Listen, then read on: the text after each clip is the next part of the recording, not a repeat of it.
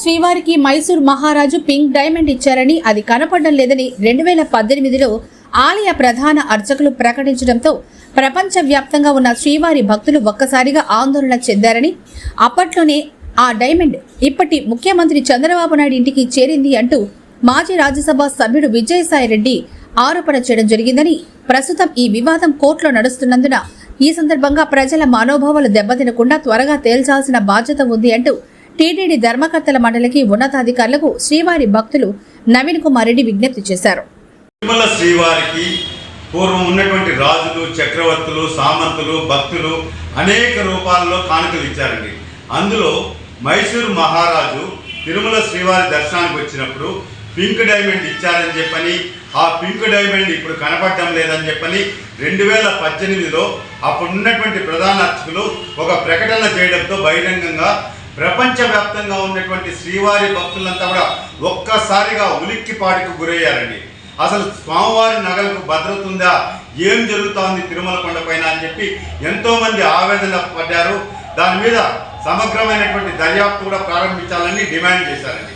ఆ సందర్భంలో 2019లో ఎన్నికలు జరగబోతున్నాయి కాబట్టి చంద్రబాబు నాయుడు గారిని ఏదో ఒక విధంగా అప్రతిష్ట పాలు చేయాలని చెప్పని ఇక్కడ ప్రధాన అర్చకులు గారు చెప్పిన మాటని వక్రీకరిస్తూ దాన్ని రాజకీయ కోణంలోకి తీసుకొని ఎవరైతే అప్పటి రాజ్యసభ సభ్యులు విజయసాయిరెడ్డి గారు బహిరంగ ప్రకటన చేశారు, స్వామివారి పింక్ డైమండ్ బయటకు వచ్చేసింది, అది చంద్రబాబు నాయుడు గారి ఇంట్లోకి చేరిపోయింది, మీరు పోలీసు బలగాలతో విజిలెన్స్ అధికారులు, టీటీడీ అధికారులు వెంటనే చంద్రబాబు నాయుడు గారి ఇంటిని ముట్టడించి మీరు తనిఖీలు చేస్తే పింక్ డైమండ్ దొరుకుతుంది, మీరు ఆలస్యం చేస్తే ఆ పింక్ డైమండ్ ఖండాంతరాలు దాటిపోతాయి అని చెప్పి ఆ రోజు రాజ్యసభ సభ్యులు విజయసాయిరెడ్డి గారు చెప్పడంతో అప్పుడు ఉన్నటువంటి ముఖ్యమంత్రి చంద్రబాబు నాయుడు గారు దానిని సీరియస్గా పరిగణించి తప్పుడు ప్రచారం చేశారు, పార్టీని నన్ను వ్యక్తిగతంగా టార్గెట్ చేశారని చెప్పని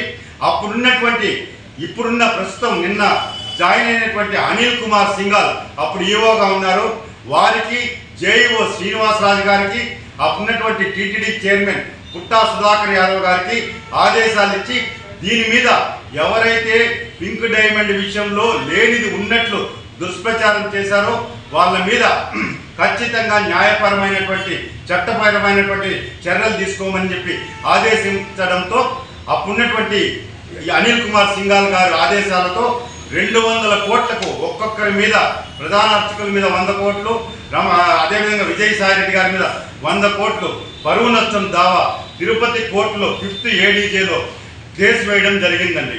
ఆ కేసు నెంబరు 05000026/2018.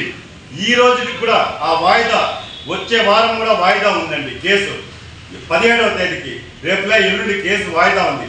ఈ విధంగా కేసు వాయిదాలు జరుగుతూ ఉన్నాయి, వాయిదాలు వేసుకుంటూ పోతున్నారు. ఈ సందర్భంలో పురావస్తు శాఖకి సంబంధించిన వారు మొన్న పత్రికల్లో అసలు పింక్ డైమండే లేదు అని చెప్పి ప్రకటన చేయడంతో భక్తులలో అనేక అనుమానాలు కలిగాయి. అసలు ఈ సందర్భంలో ఎందుకు అనాల్సి వచ్చింది, గతంలో అనిల్ కుమార్ సింఘాల్ గారు ఉన్నప్పుడు జరిగిన సంఘటనని ఆయన వచ్చి బాధ్యతలు స్వీకరించిన 2వ రోజే ఈ ప్రకటన ఎందుకు వచ్చింది, దీనిలో ఏమన్నా కుట్ర కోణం దాగుందా అన్నటువంటి అనుమానాలు భక్తుల్లో కలుగుతున్నాయి.